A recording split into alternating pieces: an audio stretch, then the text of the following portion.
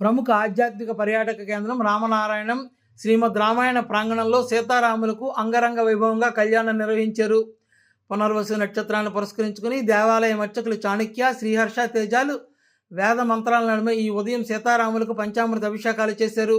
అనంతరం అంగరంగ వైభవంగా కళ్యాణం గావించారు. ఈ ఉత్సవంలో ఎన్సీఎస్ ట్రస్ట్ సభ్యులు నారాయణం సీతారామయ్య, పద్మశ్రీ, చంద్రకళ, విక్రమార్క చక్రవర్తి, రామారావు పట్నాయక్, షుగర్ ఫ్యాక్టరీ పూర్వ ఫైనాన్స్ జనరల్ మేనేజర్ నాగేశ్వరరావు దంపతులు, భక్తులు పాల్గొన్నారు.